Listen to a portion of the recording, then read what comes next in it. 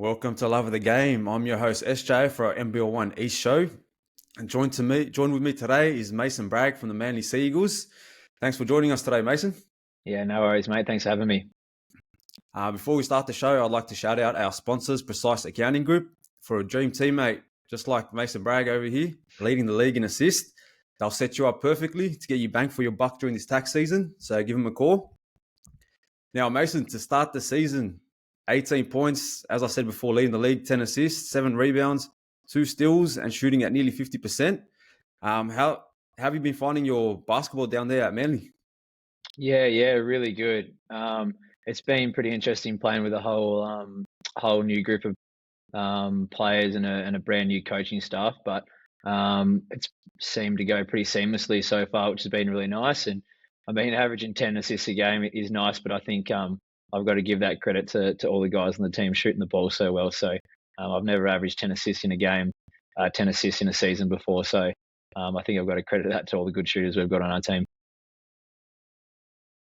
100%, man. And we're going to talk more about your teammates and the shooters because, yeah, as I said, look, man, you got to give the shooters credit, but if you get the ball at the right place and things like that, especially the way you play, driving in the lane, causing havoc in the middle and then kicking out, hey, some of them are wide open too, so I'll just put that out there. Now, two boys in particular I want to talk about. Matthew Eldridge, 16 points, leading the league also in rebounds with 12 a game. And bro, as I said, he's shooting the 3 ball at 46%. Now, I know you have a bit to do with that. How's Matthew Eldridge been going for the team?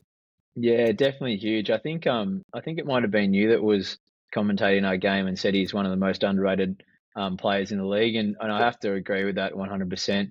He doesn't do any crazy flashy windmill dunks or any like crazy step back turn away jump shots or anything that some of the other imports do, and he's pretty seamless when it comes to his offensive game. He's pretty good in the mid range. He's pretty good inside, and he's pretty good from outside. He doesn't do anything flashy, but I think if you look at his stats, and he's obviously one of the best rebounders in the league as well too.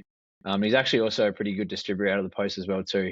He doesn't really have a flaw to his game, and I think that gets missed a lot just because he doesn't do anything flashy or ends up on too many highlight reels. So he's been huge for us so far this season. He's always guarding the best big, and he's really the only big man we've got. So he's kind of tasked with getting all our rebounds, which has been massive for us. And yeah, you made a great point there with him being the only big in the team and he kind of suits the way you play. That's what I'm saying. Like you driving it in and having the shooters around, it kind of all gels nicely. And the next part of that sort of machine, Jonas Harper, 20 points, leading the league in steals, also 3 steals. So, man, you just have it covered, man. Rebounds, points, and steals. And he's shooting the 3 ball at 42%, also at making 4 a game.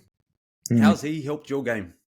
Yeah, huge. He spaces the floor really well for me. I'm definitely more of a drive first and pass first point guard. So having a shooter like him to space the floor is really beneficial for my game. It's interesting when obviously Matty played for us or played for Manly last year. So everyone kind of knew what to expect with Matty, but Jonas, it was his first season playing outside of America. So it was kind of a bit of an unknown if he was going to rock up and be a good shooter or if he was going to be a good defender or if he'll be a good person. It turns out he's all 3 of those. So it's worked out really well for us. So he's really good to have on the team. And that's my favorite backcourt duo, man, yourself and Jonas Harper. You complement each other really well. And we're going to talk more about that Albury game because, look, we're going to talk about the ladder and the way it's constructed. But, look, I have you as my Smokies. And the way you played that game against Albury, and I want to thank you for that too because you actually set up for me to commentate that game. So I do appreciate that because, man, I had the time of my life there, so it was good. Shout out to Lucas also. Yeah. But the way you played as a team, yeah, fingers crossed. But the way you guys played as a team was perfect basketball. Yourself, 20 points, 14 assists. Jonas Harper, 25 points, 7 from 8 from 3. Eldridge also double-double, 16 and 15. But the rest of the team, you had Volkovic, Kimball, Evans, all shoot lights out. How important is it, especially with you guys, everyone knowing their roles in that team? Yeah, massive. I think it's we've actually, I mean, I can go through the whole list of guys, but we'd be here all night talking about the rest of the team. But it's pretty big time that we've got 4 or 5 guys who last year we're probably used to having the ball in their hands a lot more, but this year they kind of have to take a back seat to myself, Jonas, and Maddie. But they don't complain. They don't crack up a stink. They're all really good, and they do all the little things that sometimes I'm too tired to do, or sometimes Maddie's too tired to do, like getting all those loose balls, getting the rebounds, even making those extra passes and setting screens. And we have some of those guys guarding some of the best players on the other team as well too, and they don't complain about it, and they hold their own more than enough. But it's huge having role players like that. I don't know if you watch like the Boston Celtics play, but that team was pretty similarly structured to us. They've got a couple of big guns, and then they've just got a bunch of role players that do little things. And yeah, I think that all adds up eventually. And look, as I said before, it all starts with you, and you're selling yourself short because you dive on all those loose balls. You have all the hustle plays, and that kind of goes for the rest of the team. Like if you say your leader do that, so I'm not going to let you sell yourself short there. But one player in particular that I kind of just left out because I want to talk more about is Eramon, your daily. Yeah. I saw a clip where he got dunked against the Canberra Gunners, and his reaction was like he was clapping and things like that. And the way he plays is kind of like a happy spirit. Just for me, it reminds me a bit about Dennis Rodman, just floating around there and just doing the hustle plays. How's his sort of spirits and team morale? How important is that for you guys? Man, Aramon's huge. I don't think I've ever played with a guy who can sit for a whole first half and come on in the second half and play with the most energy out of anyone. He doesn't sit and complain if he doesn't play for long stretches. He's always going to come out and play hard. And he's probably won us one or two games just purely coming out with energy. There's some games he might play 10 minutes and he might have a plus 25 on the score chart and have 10 rebounds and 10 points and be massive for us. So he's huge energy wise for us as well, especially helping out Matty on the rebounds too. Yeah, because I think there was one game in particular, the Inner West Bulls. He finished out the game, and that was the first game that I kind of watched you guys play live. And man, he was finishing out the game, and I thought he was one of your main players that plays all the big minutes. And then, like, slowly kind of realized like his role and things like that. But he does it well. And yeah, I think you guys wouldn't be the team you are without him, also. Yeah, for sure. Now, the rest of the league, we're going to talk about the top 9 at the moment as it currently stands. You got Maitland, you got Canberra, you got yourself sitting pretty at third with a few games in hand also. Centre of Excellence, the Albury Bandits, Hills Hornets, Inner West Bulls, Norths, and Comets. Now, I want to talk to you about the two powerhouses of the competition, Maitland and Canberra. What's it been like playing against those guys? Because I'd say they're the measuring stick of the comp. Yeah, definitely. They're definitely the front runners of the league at the moment. I was only talking to someone about it the other day about how physical and mature and veteran those two squads are, and they're definitely stand out above everyone else we've played so far. We've only had 3 losses this year, and 2 of them have been one to Canberra and one to Maitland, and those games have been pretty physically demanding as well. Those guys have just been playing with each other for a while, and they've got a lot of veteran experience. And obviously Maitland, led by Will, and Canberra's kind of more by committee. They've kind of got 5 guys. You don't really know who it's going to come from. So they're pretty tough to match up on. And then obviously Maitland have Will, and you kind of know he's their main guy, but you could do all the scouting against him, and he still finds a way to get his buckets. So they're both really good teams, and come into finals, those guys are the ones to knock down. And I remember that game against Albury. That's why I kind of loved what I saw from you guys that game, because you came from Maitland, and you kind of got pumped. And I wanted to see how you guys bounce back. And when I talked to you after before that game, you kind of pinpointed exactly where you guys kind of fall short. And I just want to know, do you guys see yourselves beating those teams? Oh, absolutely. We wouldn't be playing if we didn't think we could win it. But yeah, I mean, like, I guess Albury was a massive confidence booster for us, especially Albury being the championship pick for a lot of guys out there before the season started. So, I mean, it always starts with the leaders of the group, myself, Jonas, and Maddie. We've definitely got to lead the way when it comes to those bigger games. And I think against Maitland and Canberra, I guess, I don't know about Jonas and Maddie, but I've probably been disappointed with my play when it comes to the bigger matchups like Canberra and Maitland. So it was good to come out and, lead from the front and have a good game against Albury and get the ball moving around. I think sometimes when we play the better teams, the ball sticks a bit too much, but when we get stops and get out and run, that's when we're at our best. And it's kind of tough when we played teams like Canberra and Maitland, who just pound it down our throat and are able to score at will, we're just taking the ball out of the basket too many times, and it slows the game down, which really hurts us. And the reason why I asked you that question is because I do believe that you guys can compete with those guys and all the other teams in the league. Any team is kind of beatable on the day. You kind of saw that when the Hills Hornets went up to Maitland and kind of got the job done and killed their streak. And I want to know which other teams kind of stand out for you in that sort of 9-3 category. Yeah, I think there's a lot of them. I don't want to individualize anyone because there might be a few teams that take it against me for not picking them. But I mean, we've definitely had a tough game against Norths a couple of weeks ago, and we only ended up beating them by a point. So they're one to look out for. I know in the West we only beat by a point. They're tough. Hills are obviously making a late run with Bryant and their other their import guard are looking pretty dangerous at the moment. And Albury obviously have got Hickey. They're going to be tough. But there's probably like 4 or 5 teams that are sitting outside the 4 that can probably sneak into that top 4 and make them finals run. So there's definitely a few out there. And how excited are you for that sort of period, that sort of semi-final period towards the back end of the season? Because, it's exciting times. Every game is going to be a challenge. So how, as a player, how does that help you kind of keep sharp? Yeah, well, we just kind of try to look at one win at a time, one game at a time. I mean, the boys only won 4 games last year, so everyone's pretty stoked to be in finals contention at the moment. But at the moment, right now, we're not even focused on the ladder. We're just focused about. I know it's a bit of an overused comment that gets thrown around all the time, but you just focus on one game at a time. Obviously, there's a bigger picture of making finals, and if we can make top 4, that's awesome. And if we can make top 2, that'd be even better. We'd need Canberra and Maitland to drop a few games, but we're just focusing on one game at a time. There's still so many things for us to fix offensively and defensively that we can't get too far ahead of ourselves at the moment. And you made an interesting point there about how the team was going last year. The whole culture's changed there. Even the women's team coming third at the moment, 10-3. You got Albury Wodonga Bandits, 15-0, led by Lauren Jackson and Unique. And then the North Bear, 13-1, last year's winners. How's the whole club been as a whole in general at Manly Sea Eagles? Because it seems like everyone's having fun. I see the girls on their social media pages having the time of their life. And you guys also with your team songs and things, like everyone's sort of buying in the culture there at Manly. How's that been? Yeah, especially being your first year at the club.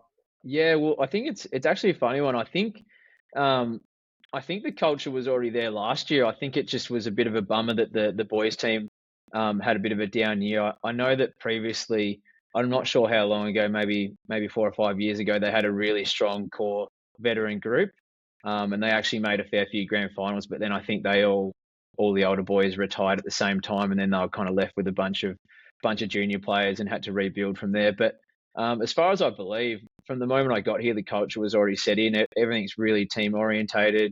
I know after every home game, us and the women's team and even the youth league teams, we all go out for dinner afterwards and hang out. And it's really cool to see that you've got your NBL1 guys hanging out with the youth league guys. And, it doesn't matter who's who, everyone's out there having fun, and the coaches will come along and the parents and family will come along as well too. So the culture's definitely there. I just think we needed a bit of a kickstart and winning some games that would really show that to the rest of the league.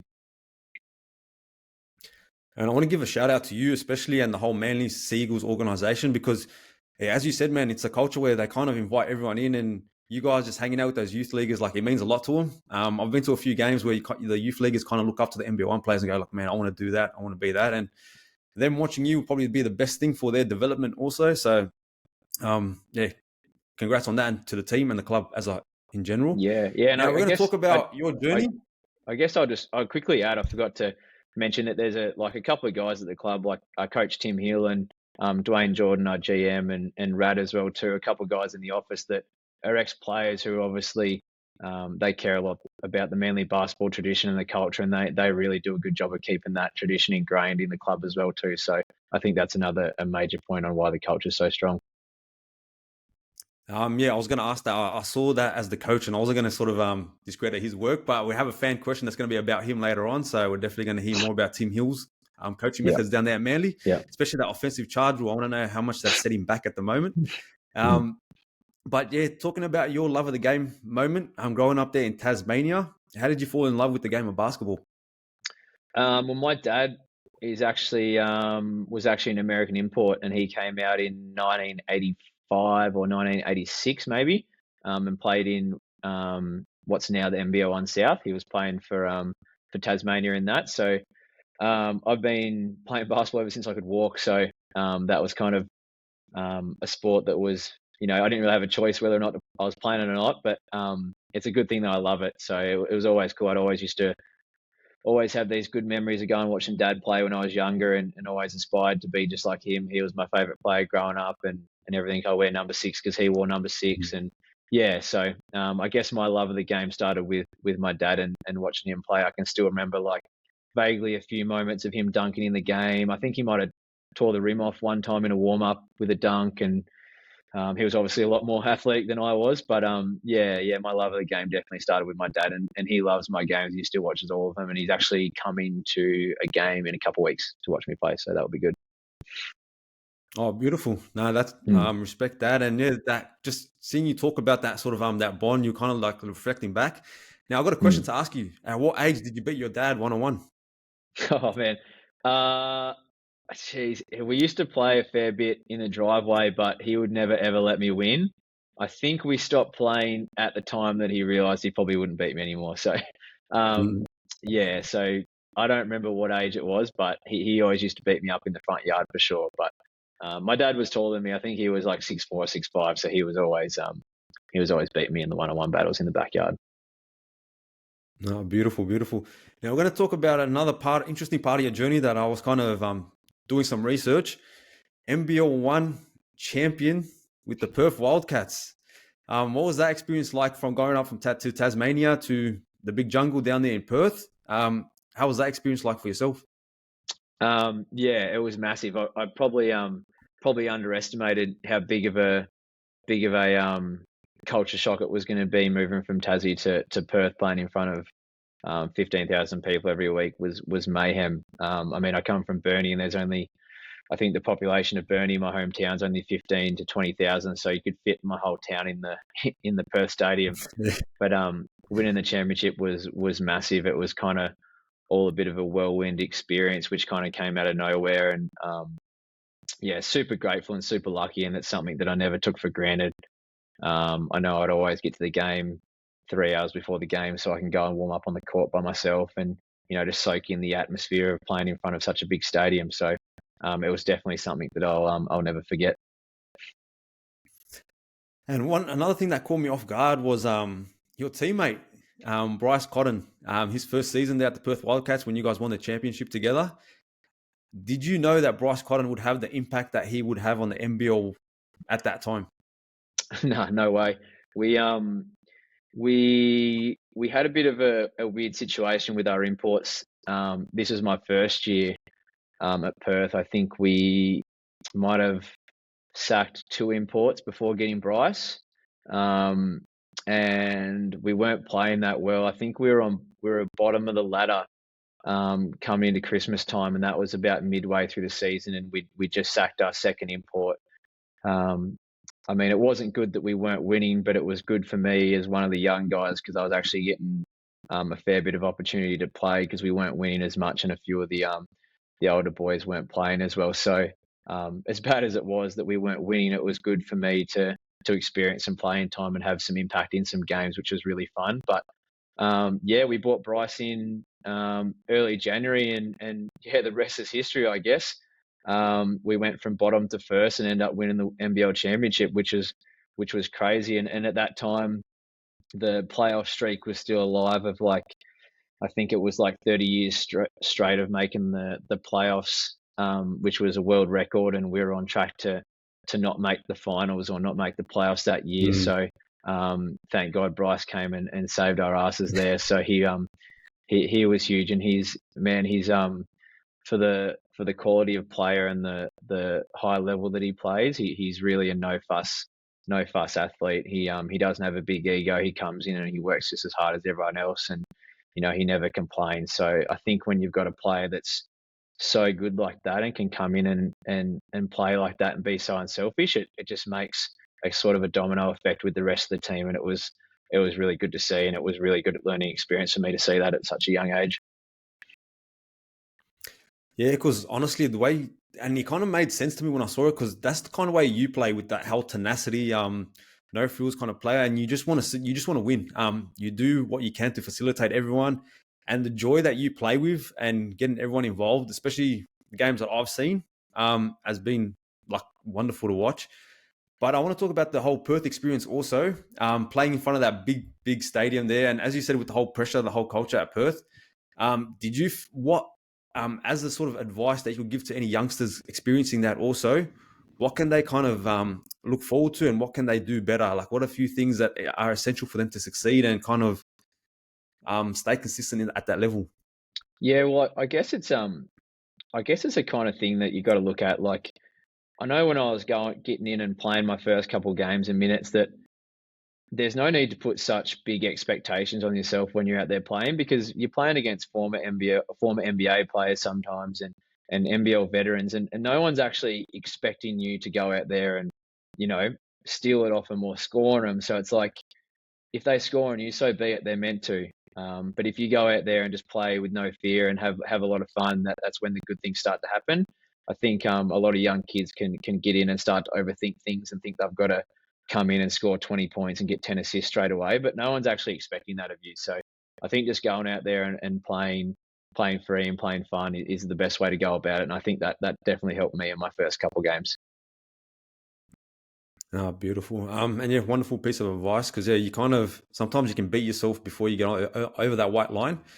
And then you went to the Sunshine Coast Phoenix down there in Queensland. I know Mhm. you love the weather up there. How was that experience like at that team? Yeah, it was awesome. It was really cool. I think it was just after COVID, and I'd been back in Tassie for a couple of years because of COVID, and was really looking to get back out and play somewhere else in a different state. And Brad Chalmers, who actually used to coach the Albury Bandits back in the day, I used to play against him when I played in the South for Tassie. He got the coaching job up there and asked me to come up and play with him and I was all for it and made some lifelong friends up there and played some pretty good basketball and played against some pretty good talent. The North's got some pretty star heavy guards up there like Jason Kadee and Nathan Sobey, and it was good to play against that caliber of players again. So yeah, it was an awesome experience up there. And then this year you took your sort of went to the Manly Sea Eagles. I need to ask you, 4 wins. What kind of draw you over to Manly? What was the reason? Because yeah, 4 wins. It'd be tough for you to kind of go, you know what, like that's exactly where I want to play. But why Manly? And how have you, like, how has it been so far? Like the whole experience, going to Manly, and are you going to be there for a bit longer? Yeah, I I actually didn't really know that they only won 4 games until I think probably like just before or just after I signed. I just got put in touch with Tim through a mutual friend, and we just had a phone call and had a chat. And I wasn't sure what I was doing next year if I was going to stay up on the sunny coast, and yeah, we were just talking about the potential of me coming down to play and what the lifestyle was like down here. And it kind of just, I think I'm always been a coastal kid, so somewhere by the water is always pretty important to me. But Tim was just kind of sharing his ideas about how he'd like to play and his idea for the Manly culture and the team coming up, and it sounded all pretty well. And I hadn't played in the East before as well too, so I think I'm pretty lucky that I get to use basketball as a tool to travel Australia and see different places. Um, I think having an opportunity to come down to a new place I haven't lived in and experience a new league and meet new people was something I couldn't pass up. So that's how I ended up down here. Oh, beautiful. And yeah, Manly's lucky to have you. And it's been a joy, and fingers crossed for the rest of the season. You guys can make a deep run because just watching you guys play, especially for the Manly crowd and all the juniors and things like that, you guys play basketball the right way. So yeah, hats off to you guys down there at Manly. Now, we got 3 fan questions. I'm going to ask you some questions to just get to know yourself. And all these questions came from the Manly Sea Eagles Ball Club. So they want to get to know you a bit more. No Your worries. favorite part about living on the northern beaches? Um, Geez, I would have to say, um, God, there's a few. I do like the nightlife is pretty good. Me and the boys tend to head out to Manly after every home game, which is pretty fun. But you get that sort of nightlife anywhere really, so it's not a massive standout. But I think just the beaches are really good here. I didn't really have any expectations of what the Northern Beaches was going to look like. I never actually had been here before moving here, so I think the beaches would definitely have to stand out for sure. You a surfer? Like to get out there? Yeah, definitely. Yeah, definitely. Yep. That's been good as well too.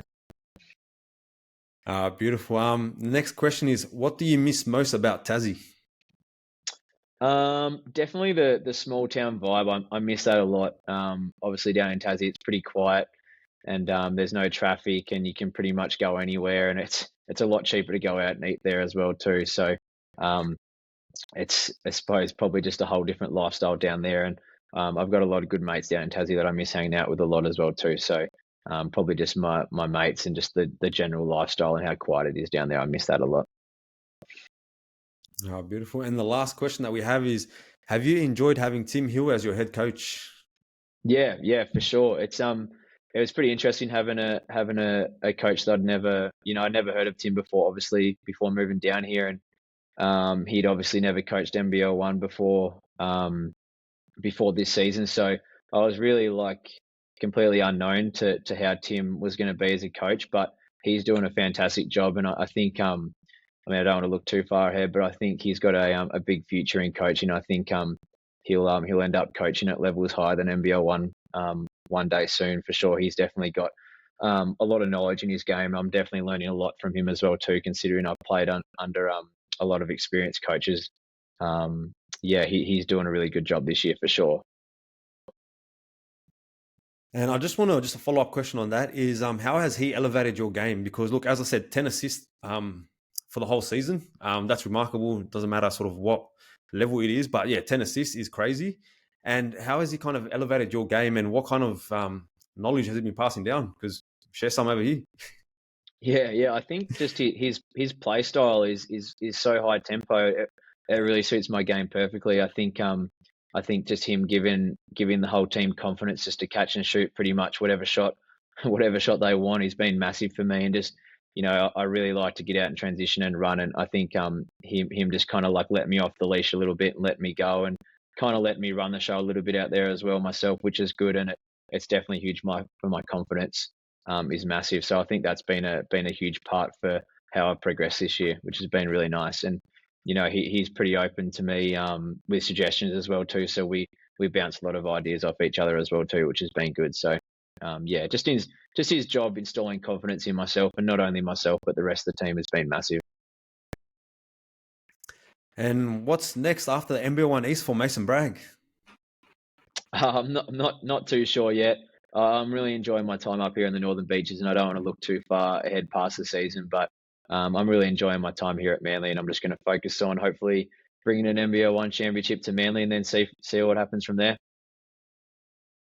Fingers crossed. Yeah, you guys are in with a shot there. And yeah, fingers crossed we can see that, because I do appreciate you and everything you've done kind of for love of the game also. You've been like available and always happy to assist, and thank you again for that commentary role, because for me that game against Albury is pretty much here in my head now, the whole game, everything that happened, and Yeah. you're a major part of that too. So yeah, thank you for that. No worries, mate. Anytime. It was a pleasure chatting with you today. We'll definitely catch up soon. All right, mate. See ya.